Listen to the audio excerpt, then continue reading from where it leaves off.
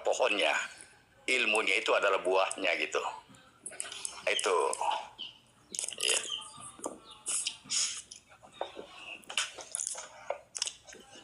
Nah, jadi gini, ketika masuk ke ranah ilmu pengetahuan atau ada perasa ya, itu kalau kita lihat, kita tinjau, itu perasa. Nah, di dalam perasa itu ada yang namanya menerangkan dan diterangkan atau menjelaskan dan dijelaskan. Gitu. Nah, ilmu itu menerangkan, pengetahuan itu diterangkan gitu. Oh, kalau di dalam kaidah bahasa Arab itu mubtada khobar gitu. Ada yang menjelaskan, ada yang dijelaskan. Nah, ketika berbicara ilmu, nah, ilmu ini setara dengan apa? Dengan sains gitu ya. Nama lainnya misalkan atau bahasa yang lainnya itu sains. Nah, pengetahuan itu masuk ke ranah knowledge ya. Gitu. Nah, ketika berbicara tadi dari mana sumber pengetahuan tadi, nah kita kan mau mengidentifikasinya kayak gitu ya, ini Ustadz Jepri ya. Nah, tadi hubungan partikel ya. itu. Nah, hubungan partikel ini melahirkan hubungan horizontal. Nah, apa hubungan partikelnya itu? Ya, tadi tuh yang abstrak ya, yang abstrak antara gagasan tadi. Nah, bagaimana gagasan diaktualisasi ke dalam sudut kenyataan? Itu. Jadi identifikasinya apakah ini tadi melebar sebetulnya. Kan kita mau mengidentifikasi kemerdekaan ya. Itu apakah kita sudah merdeka apa belum? Melebar sejauh mana kita tetap mengkaji ilmu, tidak apa-apa. Iya, tadi harusnya kan balik lagi ya ke sana terkait kemerdekaan kan gitu. Nah, Bipanan coba temanya kemerdekaan malah ya, tadi kan Gus Bekti kan mengajukan pertanyaan terkait surat Baqarah ayat 127 ya. Itu. Apakah sudah betul translasinya berdasarkan kaidah atau disiplin ilmu lah gitu ya, terkait gramatikalnya. Bagaimana mengalih bahasakan supaya bisa dipahami, karena Al-Quran itu bukan bahasa kita sehari-hari gitu. Ya, nah, dialih bahasakan terlebih dahulu supaya bisa dipahami. Nah, apakah alih bahasanya ini sudah mengalami distorsi atau tidak gitu. Nah, aku tadi coba ambil clue, oh ternyata banyak. Kenapa suka ditafsir ya terjemah itu. Itu harusnya dialih bahasakan terlebih dahulu supaya bisa dipahami. Itu. Nah, ini tadi ketika berbicara as-sholatul lidikri misalkan gitu kan. Nah, itu kaidahnya seperti apa? Apakah naat man'ut, apakah mudhaf wa mudhafun ilaih kan gitu. Itu antara kata majemuk dengan sejenis kata majemuk. Itu dua hal yang berbeda sebetulnya. Kalau di dalam bahasa Indonesia kan ada kata majemuk, ada kalimat majemuk dan ada kalimat majemuk searti atau setara. Gitu. Contoh misalkan tapi kalau Quran memang kata ya Bang. Ya. Contoh, dua kata benda atau satu kata kerja dengan kata benda digabung. Nah, misalkan di dalam kata benda itu rumah tangga.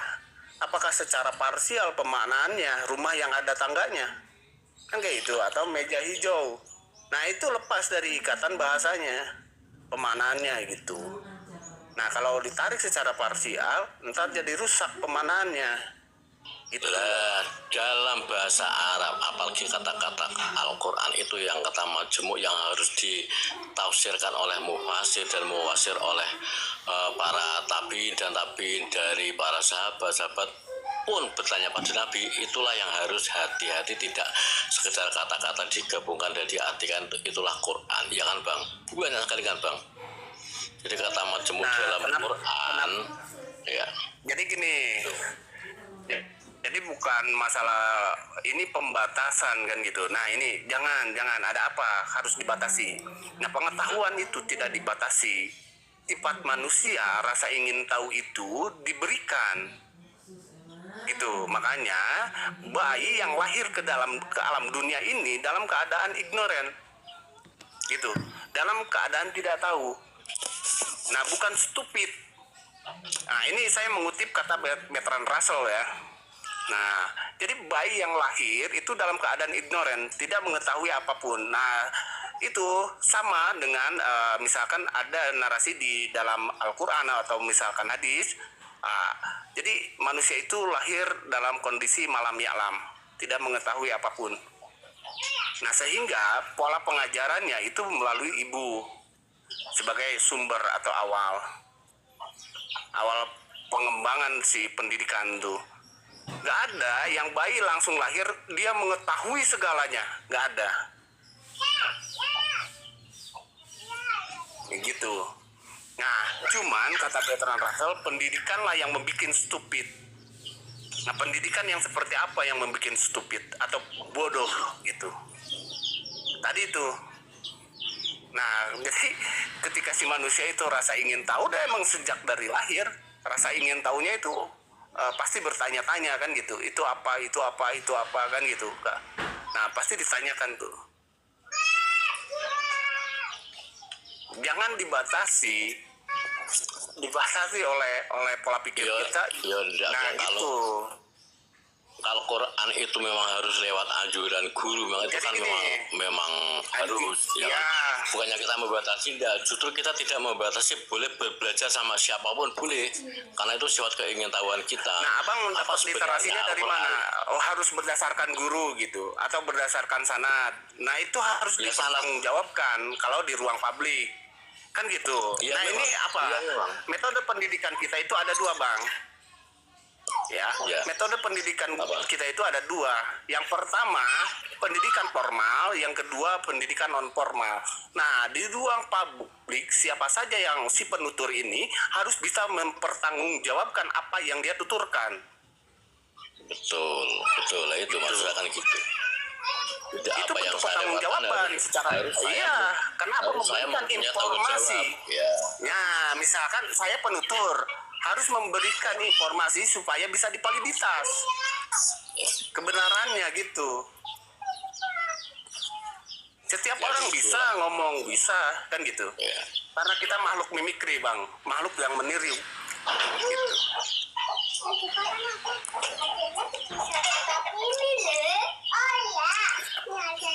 Karena Quran itu ada yang membawa, ada sumbernya ya kan, yang punya Allah yang membawa kan Nabi ya kan.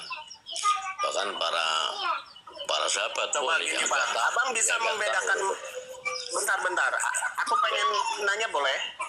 Oh, boleh, Bang. Kalau bisa saya jawab, Bang. Boleh. Nah, abang bisa membedakan mana Quran, mana Al-Quran? Ya, sebetulnya sama. Sesederhana itu saya. Iya. Kalau Al-Quran itu, nah, kalau abang bisa membedakan mana Quran, mana Al-Quran? Quran itu sebetulnya adalah bacaan. Kita membaca Quran. Saya itu sholat membaca Quran, Fatihah dan doa-doa yang lain itu membaca Quran. Qur'an. Tapi Al-Quran, Alkitab itu yang sudah dibukukan, ya kan? Yang sudah dibawa Nabi kita Muhammad SAW, lengkap satu. Yang sudah dibukukan itu namanya Mushaf Quran. Iya, namanya Alkitab. Alkitab juga. Alkitab itu pembukuan. Alkitab itu pembukuan dari kataba, itu buku. Nah, abang, gini, aku kasih saran. Nah, dalam esensi kehidupan ini ada belajar. Iya, jadi gini, abang bisa membedakan nggak antara Al-Quran dengan Quran gitu. Ya, yang mau ditanya kemana? Nah, tuh. Bedanya apa? Nah, ketika abang bisa membedakan secara jangan terlalu rendah mereport ke kata-kata, ke tujuannya saja ya kan.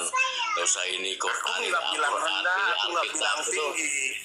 Itu mau dikte asal usul ilmu, aku mundur saja.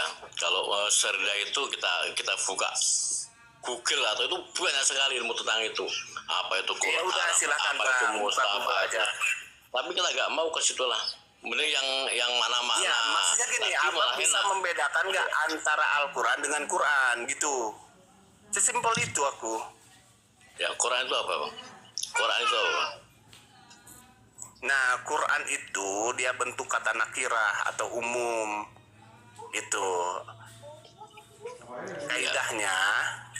Nah gini, Al-Quran. ya, kalau nggak tahu bilang aja nggak tahu Bang, itu jujur. Ya, Jangan gitu, maksain Bang. gitu maksudnya. Bukannya gak tahu Ya, emang belajar sama itu jujur itu sulit emang. melenceng tapi tipis sekali. Sama tuh melenceng gini. tapi gak ada intinya gini, Bang. Tak bilangin ya. Satu ayat itu ayat Quran, Bang.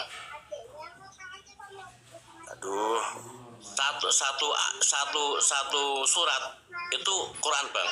Ayat bentar Quran, Bang, Bang. di bawah ada yang mau dengerin tuh. Tapi Al-Quran Abang bisa itu jelasin nggak yang tuh? namanya Al-Quran itu satu mushaf komplit, satu buku, Bang. Komplit itu namanya Al-Quran atau Quran penuh yang semuanya Al-Quran full satu. Jadi 6.666 ayat itu Al-Quran. Kalau Quran itu satu surat pun itu sudah termasuk bacaan Quran. Nah, mau kemana arahnya sampean? Jadi setinggi ilmu apapun kalau tujuannya mau mendikte kejebak juga sampean, iya kan? Kejebak dengan omongan sampean. Nyanding laptop kalau mau dikte itu, ya. Nyanding laptop, Google Translate itu komplit. Aku udah mau itu yang diatur sudah tinggi-tinggi ngomong tentang sholat ibadah atau enggak. Sampean kalau ngomong sholat bukan ibadah pun ditendang se-Indonesia secara umum. Tapi aku memaklumi karena pemikiran itu pemikiran dalam.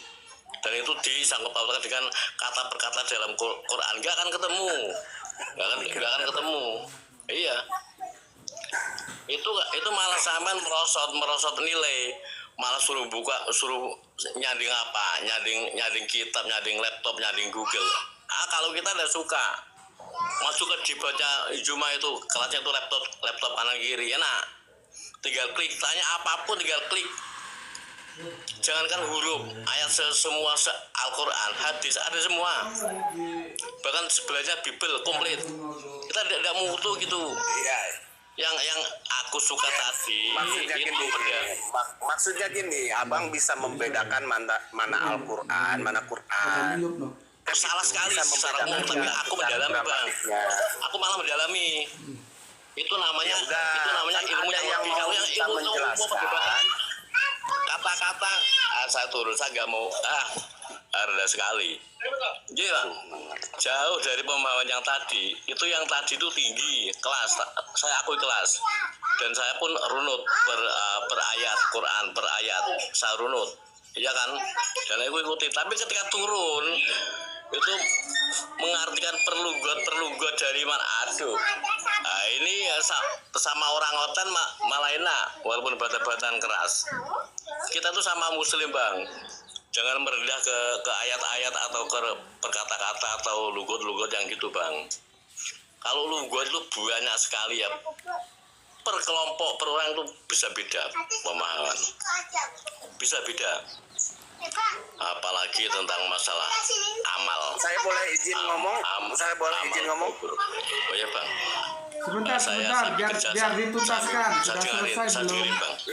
Ya udah mute aja dulu, Bang. Sebentar. Saya mau ngetik makalah sebentar, Bang. Saya dengerin ya, Bang ya. Mas Haksmau sudah selesai? Silakan. Jadi gini, Monggo lanjut. kenapa tadi bukan hanya kita kan bahasa adalah segalanya, Bertrand Russell. Sorry, itu menurut si Gadamer. Bahasa adalah segalanya. Yang kita mau identifikasi ini bentuk bahasa tulisan. Jadi Al-Quran yang sudah dimushafkan, nah itu bentuk bahasa tulisan. Nah, apa perbedaannya antara Al-Quran dengan Quran? Nah, ketika berbicara Quran itu, nah kita bisa identifikasi karena merujuk kepada akar bahasanya terlebih dahulu, gitu.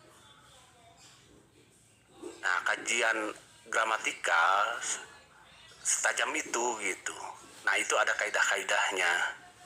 Nah, ketika berbicara Quran, dia bentuk kata umum atau dikatakan nakirah. Gitu. Nah, apa?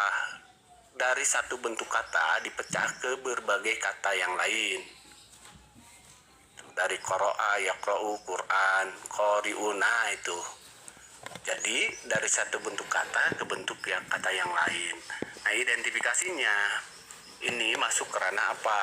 Tadi kalau kita urai bentuk kata umum atau dikatakan lafzu mustarok, lafaz yang mempunyai arti yang banyak. Quran itu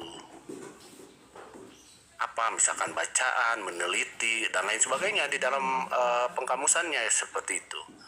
Nah, kalau Al-Quran dia sudah definitif di dalam bahasa Indonesianya atau di dalam grammar Arabi disebutnya alif lam ta'rif.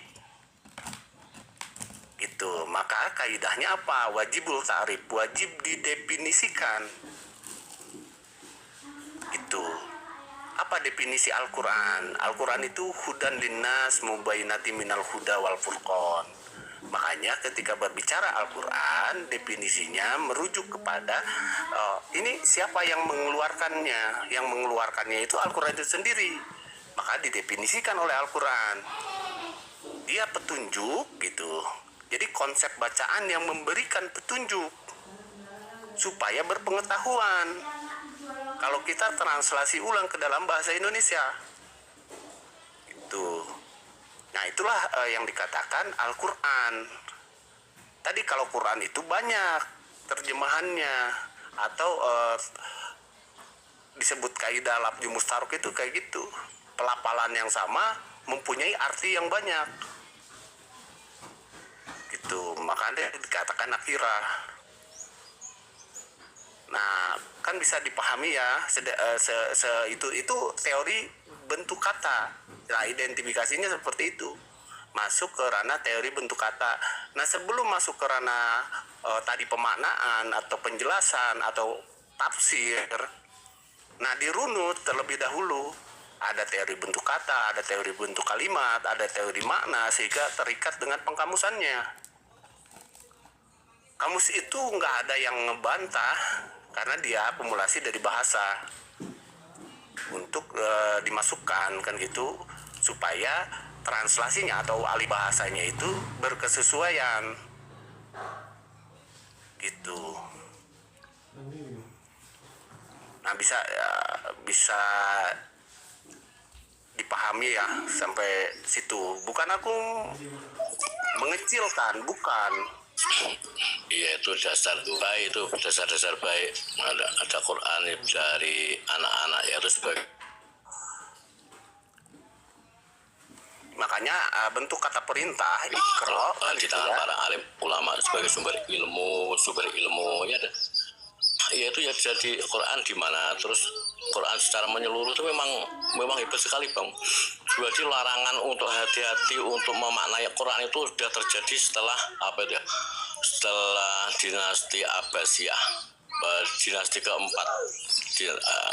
Itu terjadinya pengetahuan pendalaman Quran yang sangat tinggi. Saya tidak sedang menafsir, tapi mentranslasi, mengalihbahasakan. Iya. Berdasarkan itu kaidah gramatikal. Itu yang harus dipahami. Beda. Beda ya antara menafsir. Sebentar Kang Mas. Peringatan itu terjadi sewaktu dinasti keempat. Justru saya tidak menggunakan metode pendekatan sejarah. Tadi saya bilang disclaimer di awal, saya tidak menggunakan metode pendekatan sejarah. Itu. Yang aku identifikasi berdasarkan gramatikalnya. Sebentar, bisa didengar? Bahasa tulisan. Suara saya bisa Kalau didengar? sejarah banyak distorsinya, apalagi ribuan tahun. Halo? Sejarah bangsa Indonesia aja yang masih puluhan tahun. Itu di situ tadi yang akhirnya menemukan karena kata per kata dan gramatika grammar Halo, Indonesia suara itu. saya bisa didengar? Suara saya bisa didengar? Ngapunten Kang Mas Haksmau, ngapunten Oh, ya, sekali. siap. Tolong Siap. kita berikan Mas Gray sampai selesai. Nanti kalau sudah selesai jenengan baru Pak Jepri, karena kalau bareng-bareng ngomong justru audiennya bingung nanti apa dia omongkan ya, supaya Oh, ilmunya siap. bisa kita resap. Monggo Ya, Kang Gus Gray. Mutik, ya, Nggih. saya mute, maaf. Nggih. Terima kasih. Nggih. Gus Monggo, Mutik, ya. monggo Kang Gray dituntaskan.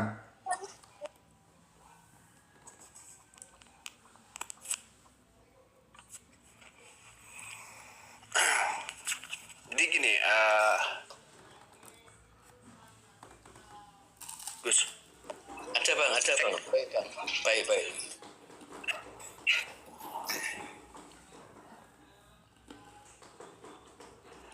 Kang Gray, bahasa gini. Ya. Jadi ada beberapa pendekatan yang dipakai ya. Ada yang pendekatan secara grammar, ada pendekatan secara sejarah kan gitu.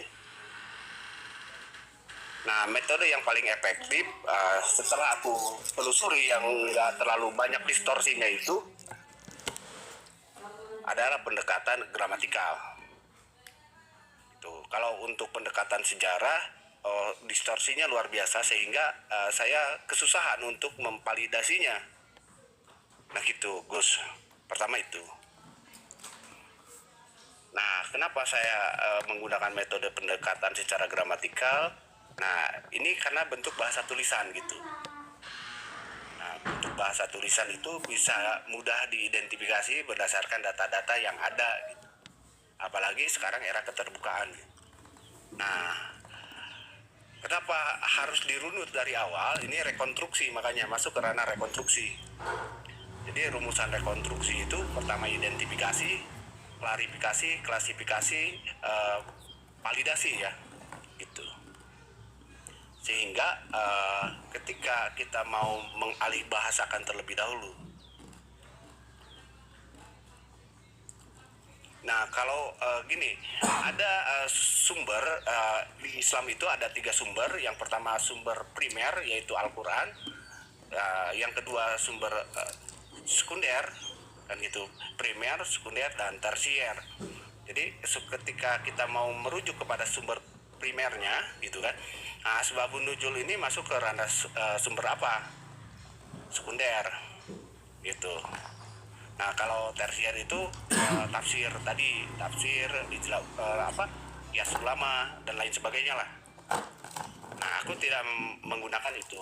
Cuma pendekatan tadi mengantarkan kan gitu untuk mempermudah bagaimana mengalih bahasakan ya bahasa tulisan dari Al-Quran tersebut ke bahasa atau tata bahasa Indonesia supaya mudah dipahami.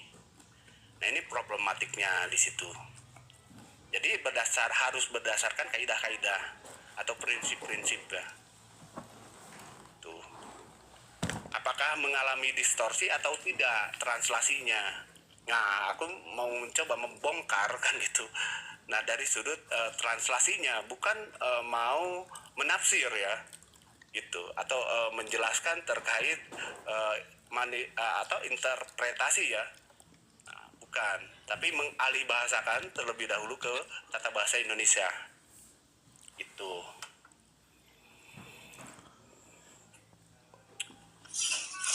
oke, cukup Kang Gray.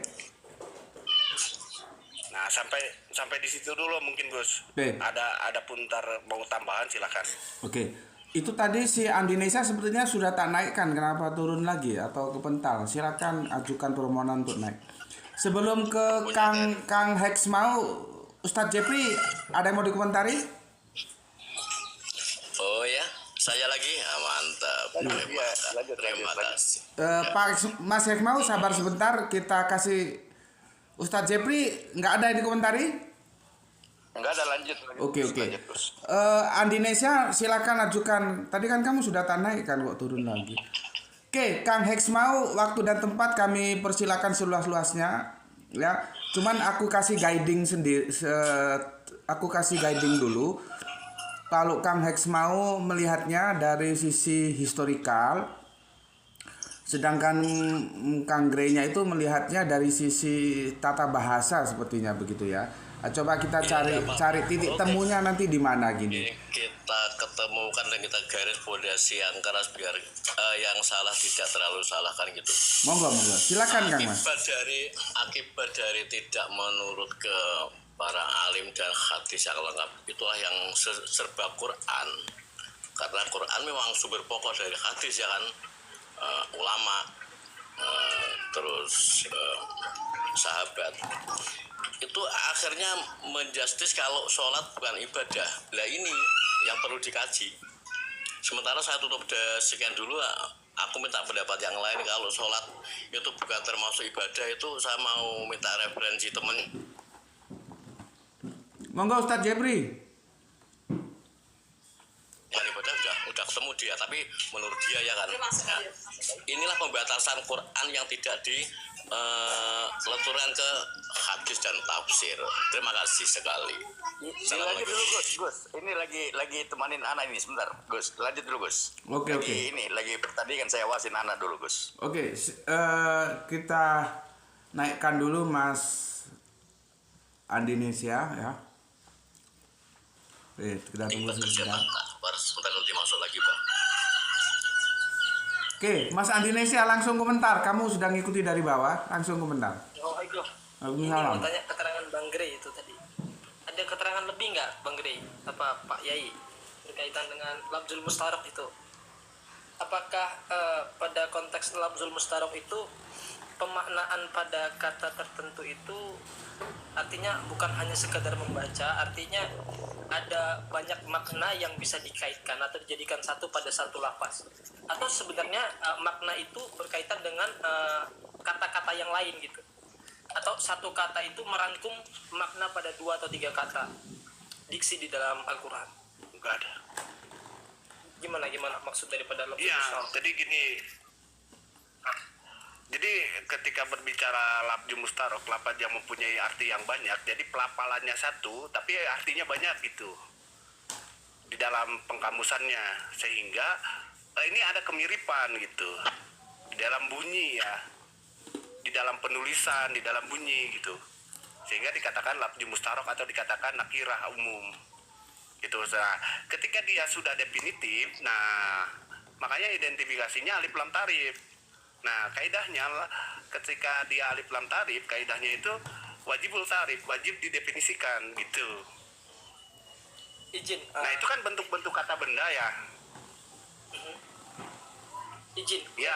Ketika dikaitkan dengan penerjemahan ya, katakanlah tilawah dengan qiraah itu dua-duanya secara definitif ke dalam bahasa Indonesia tentu membaca. Nah, ini terkait dengan lafzul mustarok juga atau tidak, atau gimana? Itu masuk ke ranah sinonim, Bang Andi, gitu. Ya, gitu. itu masuk ke ranah sinonim, makanya mau sinonim, apakah mau dimaknai sama antonim. sih, Pak Yai? Apakah dimaknai sama? Nah, kalau sinonim itu dimaknai sama. Contoh misalkan kebenaran ya, kebenaran itu kesesuaian, terus lagi apalagi ya sinonimnya itu kesesuaian, terus selaras. Nah gitu, atau nah itu dikatakan kebenaran. Nah sinonim gitu, sinonim dari kebenaran. Gitu. Lalu ketika kita dapatkan diksi-diksi yang berbentuk ghairu nakirah, katakan lam ma'rifah, maka artinya definisi pada konteks tersebut sudah ada di dalam Al-Quran itu sendiri gitu, atau kita sudah melihat ada dari kaidah? Sudah ada, sehingga ketika berbicara tentang misalkan Al-Quran ya, jadi tinggal menambahkan karena konsep yang memberikan bacaan gitu. Jadi selain dia daripada bacaan, lalu definisinya kita ambil pada pada diksi dalam Al-Quran itu juga, atau tetap gimana itu coba? Ini ya, kalau dikatakan Quran artinya kan bacaan lah, Bacaan, meneliti, kan gitu banyak tuh Al-Quran itu.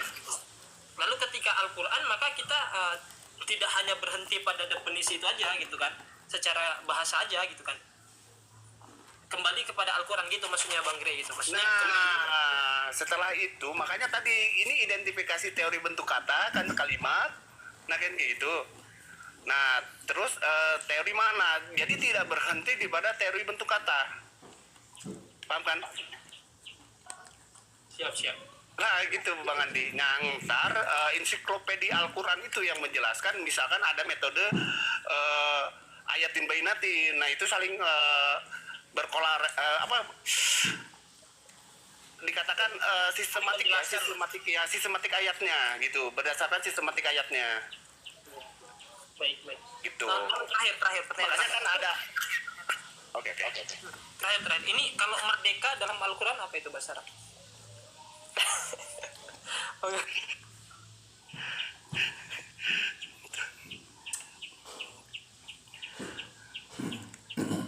Merdeka itu lepas dari penjajahan, makanya kita masih dijajah dengan kebodohan kan gitu. Karena kebodohan itu dipelihara oleh pendidikan, kata si Bertrand Russell gitu. Jadi pendidikan yang seperti apa yang membuat bodoh bangsa kita nih. Oke, baik. Gitu. Terima kasih. Besok saya nggak sekolah lagi. Ya, bukan libur sekolah, kan. ini pendidikan masalahnya. Ya, besok kan libur. Cuman pendidikan yang seperti apa yang mau bikin pembodohan gitu. Nggak, besok libur minggu soalnya, jadi nggak sekolah. Ya, jangan ngambil kesimpulan terlalu dini, prematur. Kau. Enggak, besok hari Minggu soalnya, jadi nggak sekolah. Ya besok mah nggak usah sekolah. Beda. Ini kata si Bertrand Russell, pendidikannya seperti apa yang membuat stupid gitu.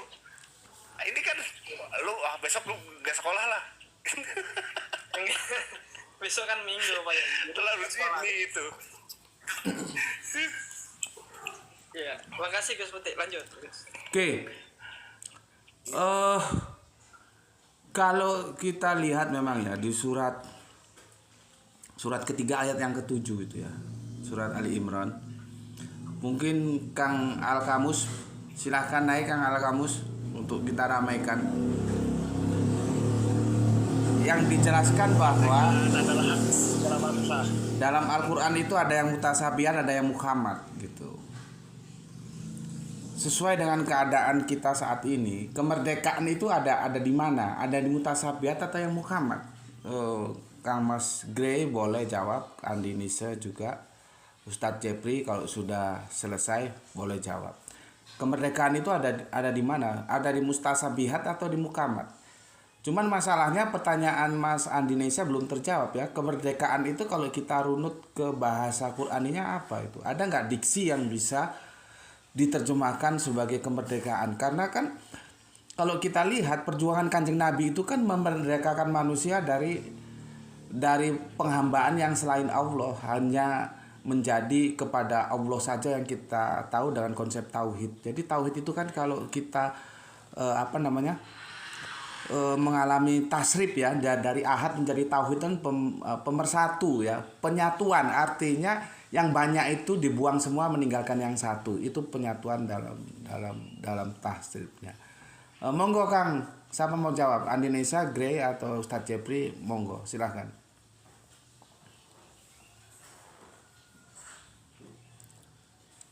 Kayaknya lebih cocok ini Bang Andi Nesia. Coba, saya dari tadi ini.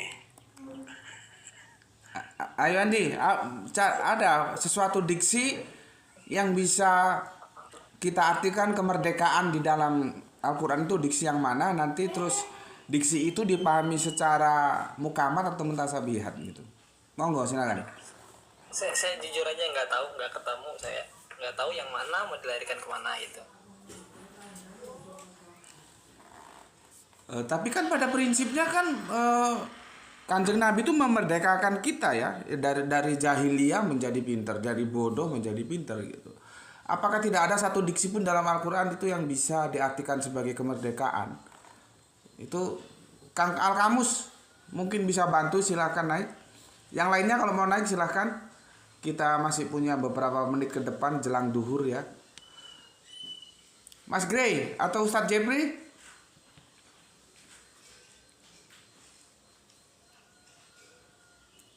Halo?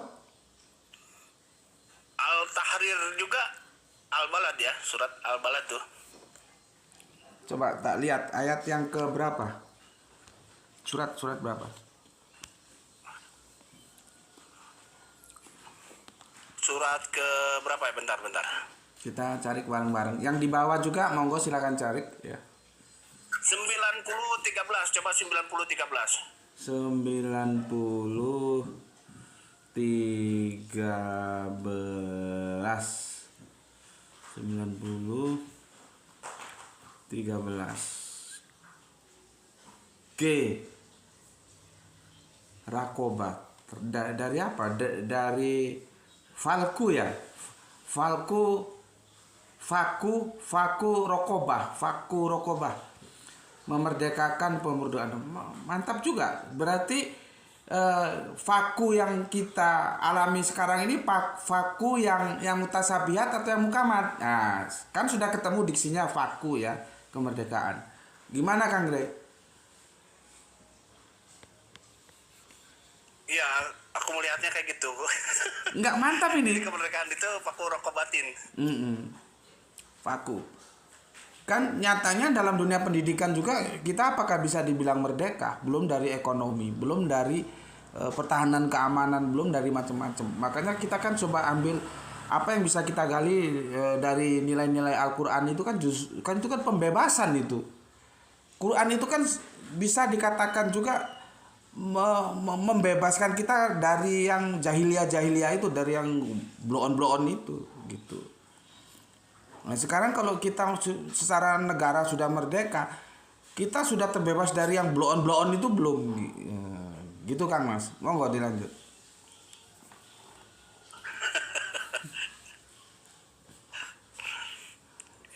Enggak, ya justru itulah aku tidak sedang mau mencari problematik terkait tentang yang umum ya, karena nggak bisa disalahkan juga ya, karena ya kita dapat juga hasil daripada pendidikan yang ada gitu, supaya berkelanjutan ya, bagaimana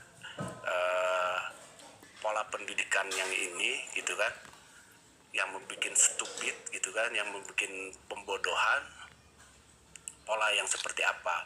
Nah, ketika pendidikan itu adalah sebagai induk atau sumber ya, nah, kenapa pendidikan ini dikapitalisasi gitu. Nah, ketika induknya dikapitalisasi, otomatis kan melahirkan anak bangsa yang seperti apa kan gitu. Ya seperti saya nggak tahu terima kasih gitu misalkan gitu. Sehingga anak kurang ajar ya, ada yang kurang dari ajarannya lah gitu, sehingga dikatakan anak yang kurang ajar gitu. Jadi pola kehidupannya itu semeraut kan gitu. Nah, seperti itu Bang, aku nggak bisa menyalahkan yang ada ini, ya manifestasi ilmu juga lah gitu. Ya kalau kita kan apa ya, namanya kebenaran itu tetap kebenaran. Jadi nggak harus. Ya betul, kebenaran itu berkesesuaian, betul, harusnya berkesesuaian ya, antara gagasan dengan pembuktiannya gitu, sehingga dikatakan connecting the dot gitu kan. Jadi seperti kita tahu ya, seperti kita pendidikan yang kita dapat itu kan mengantarkan ke arah pembudakan kan gitu, atau budak korporat lah.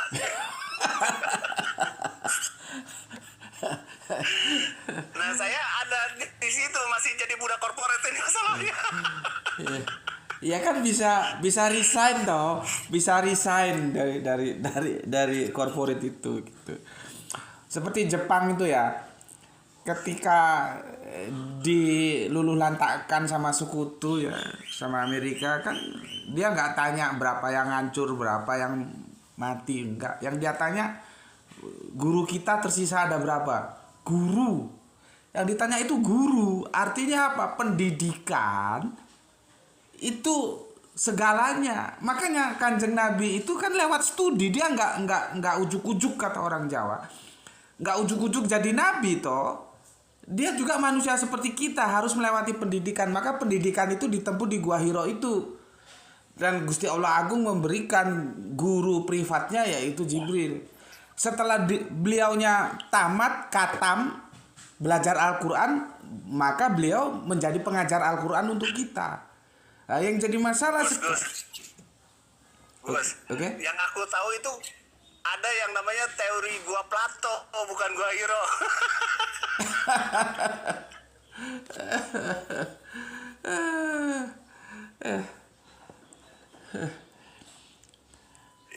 Ini ada yang typing gini, siapa saksinya di Gua Hira gitu. Nggak tahu ini siapa yang tanya, cowok jahat gitu. Nanti itu bisa mentok gitu ya, bisa mentok ketika gini. Kalau misalkan kamu ditanya anaknya siapa, anaknya si A, siapa saksinya gitu. Siapa saksinya? Boleh jadi kan sebetulnya yang paling tahu kamu anak siapa kan ibu yang melahirkan kita. Bapak kita itu bisa saja dibohongi oleh ibu kita. Jadi ketika bertanya tentang saksi itu juga harus hati-hati ya. Kadang-kadang kita tajam keluar tapi tumpul ke dalam. Coba kalau kita tanya, kita kan nggak pernah tanya sama ibu kita, aku ini anaknya siapa? Nggak pernah. Misalkan anaknya bapakmu, saksinya siapa? Tapi kan kita given aja, menerima seperti itu aja. Karena di dalam agama tidak semua hal-hal itu bisa disaksikan karena ada sesuatu yang sifatnya ilahi kan begitu. Oke, Kang Gray, aku tadi sudah tanyakan kepada Ustadz Jebri, tapi Ustadz Jebri mengatakan menurut dia dua-duanya, pembangunan secara fisik dan metafisik. Tadi Kang Gray belum naik. Kita menukik ke Al-Baqarah surat 2 127. Dan ingatlah ketika Ibrahim meninggikan pondasi Baitullah bersama Ismail. Ya Tuhan kami, terimalah dari kami, sungguh Engkaulah yang Maha mendengar, Maha mengetahui. Ya. Yang jadi masalah, kita banyak membidik ini jadi dari segi fisikly. Jadi bangun masjid gitu ya. Nanti udah bagus-bagus, masih bagus, masih bisa dipakai. Cuman karena saldonya sudah kebanyakan mungkin ya, dirobohkan, bangun lagi kan gitu. Iya. Padahal kan harus kita lihat ini mukamat atau mutasabihat ini, meninggikan pondasi Baitullah itu pemahamannya seperti apa kalau pendekatan bahasanya kan harus paham. Ya. Apakah fisiknya saja atau pemahaman umatnya tentang keberagaman itu sendiri gitu. Kalau Kang Gray gimana? Monggo silakan.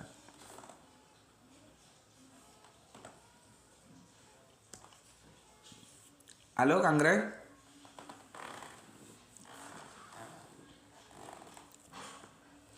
Gimana Pak? Ini Gus, gimana Gus? Di surat Sinyalku. Iya, sinyalnya merah-merah. Di surat 2127 itu ya, dan ketika Ibrahim meninggikan pondasi Baitullah. Itu apakah hanya berbicara fisik atau metafisik? Artinya ya bagaimana masjid itu dimakmurkan dengan mencerdaskan umatnya kan begitu.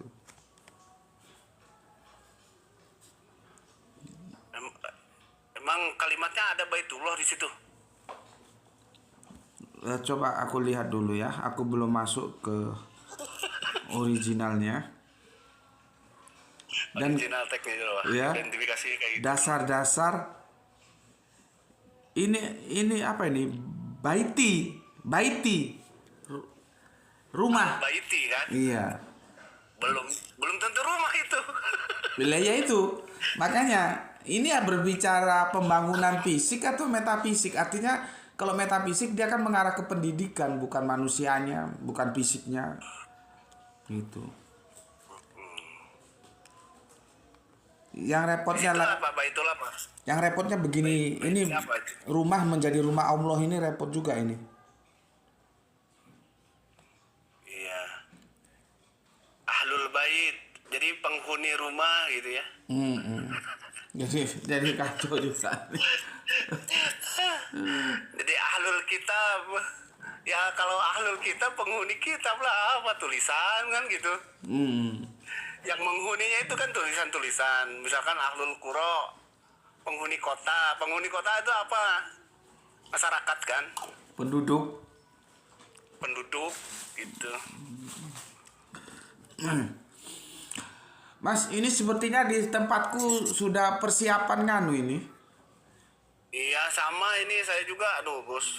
Persiapan duhur. Mungkin di closing 1 menit untuk Mas Gray dan aku tutup. Mas Indonesia masih di situ? Halo? Ya, sepertinya dia nanti kamu tutup closing 1 menit. Oke, dari mulai Kang Gray 1 menit di closing sebelum kita persiapan untuk duhur. Monggo Kang Gray. Iya. aku memahami terkait tentang esensi kehidupan adalah belajar ya. Dari mulai kandungan sampai ke liang lahatnya gitu. Jadi proses di dalam kehidupan ini adalah belajar. Dari yang tadinya tidak tahu, bagaimana kita supaya tahu. Nah, tahunya ini harus berdasarkan satu sudut keilmuan gitu ya. Jadi ketika berbicara tentang keilmuan, nah bagaimana kita memahami apa yang telah diturunkan itu yang telah diturunkan, apa yang telah diturunkan misalkan Al-Quran sebagai hudan. Nah, seperti itu aja dulu Gus. Terima kasih. Mohon maaf kalau ada kekeliruan dalam penuturannya. Oke, terima kasih untuk Kang Mas yang mau naik. Saya tidak bisa naikkan karena ini kita mau closing persiapan untuk duhur. Nanti kalau ada waktu kita lanjutkan kembali, nggih. Mohon maaf. Untuk Ustadz Jepri, nggih, monggo silakan. Andinesia, lanjutkan closing 1 menit untuk kamu. Monggo. Baik, bismillah. Kemerdekaan ya, kopi kemerdekaan. Merdeka ini kan artinya terlepas dari segala macam kanan dan seterusnya, atau segala macam keterikatan dan seterusnya. Artinya kita nggak bisa benar-benar merdeka gitu.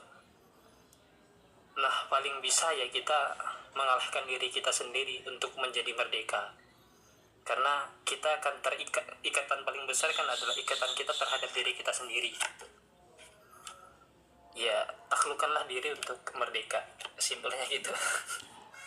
Oke, terima kasih untuk Andinesia yang tidak kuduga ternyata dia bermain-main di balik kata-kata filsafat ya.